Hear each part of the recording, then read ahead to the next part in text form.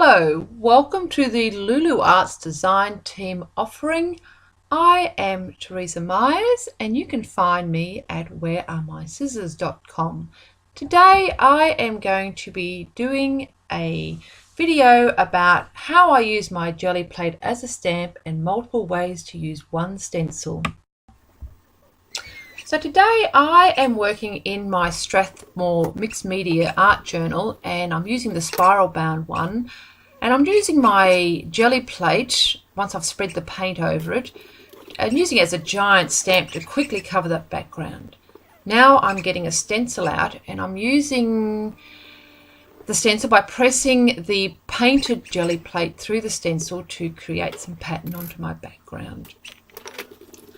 I'm using a bit of yellow this time. I thought I would try a bit of netting, which had a fine hole pattern, but that really wasn't working for me. I tried it, it didn't work. So I thought I'd just go back to just using the one stencil for the rest of my project. Using a deeper colour of that yellow and orange, I'm picking the colour off with the stencil and then using the stencil as a stamp, and then using the pattern that's left on this Gelli plate now as a stamp. Just creating texture and pattern as I go along. Once I am happy with my background, it's time to start working on mapping out my design. So I love Gelli printing and I have lots of Gelli prints in my bag of tricks. So I've pulled out a few to work on a design which I already have in my head is going to be a vase with 5 flowers. So just cutting out shapes as I feel that they will fit on my page and trimming them as necessary. I'm just cutting out very basic and simple shapes to create my vase of flowers. I'm going to use 5 petals on this, 5 blooms on this, and there we have it. Now what I'm going to do is cut out 2 more flower shapes, as you can see. And then what I'm going to do then is cut them into little slivers. What I do with these slivers is I will add them onto my blooms to create highlights and pattern and just more interest to the actual flower heads.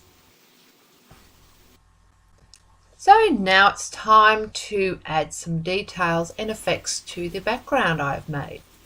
First of all, I'm going to push all those paper bits aside and I'm going to work on the table. And I've put some white paint down and some pink paint down and quickly finger smushed it around. Using that same stencil I've been using earlier, I have removed some of the paint and then I pick up my catalyst tool and remove some paint as well with that. Then I get my Posca pen out and I start writing some notes to go into the background as well.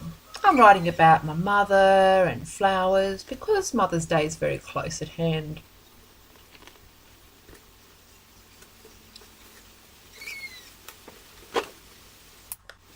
Put my horizon back into my book. Onto my page, I'm going to quickly glue that down, and so I have that already mapped out. I'm going to put my vase back in there just as a reference point because now using that same stencil I'm going to be using the archival ink to create where I want the shadow to be. I'm just using the same repeat patterns of that stencil that I have been using. So now it is time for gluing it all down. I like to finger glue, like finger painting, but just using your glue to put it all together. I find the Liquitex matte medium is a great medium to use to do this. It's in a bottle. I only pour a couple of drops out at a time because it's nice and thin. It doesn't gunk up my hands. And I like to get involved in a real tactile way with what I'm doing with my art, and it satisfies that need. So I just continue on with gluing it all down until it's all stuck.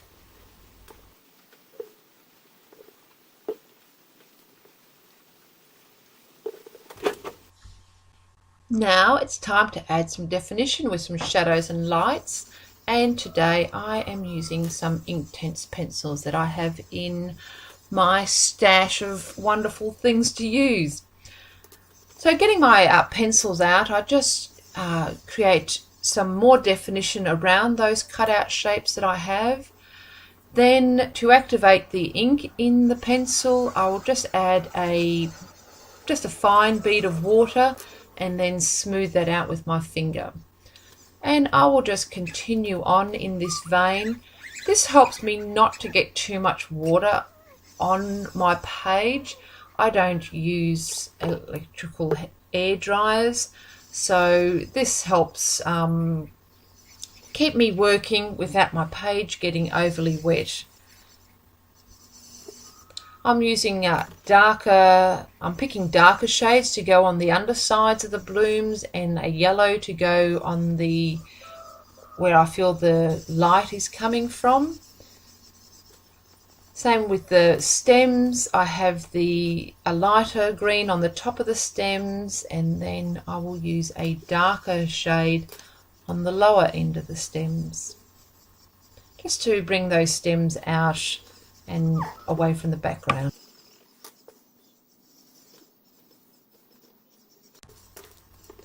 Next, I'm bringing back out my Posca pen to add some more brighter lights to areas where I feel they need it, to make the flowers look more interesting, add more definition with the light, and add it onto the left side of that pot to where the light source I imagine is coming from.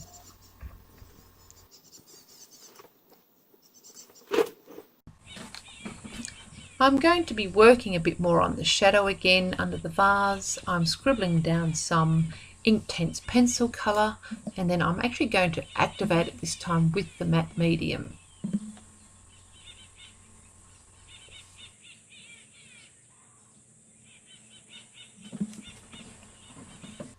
And now I'm going to call it all done.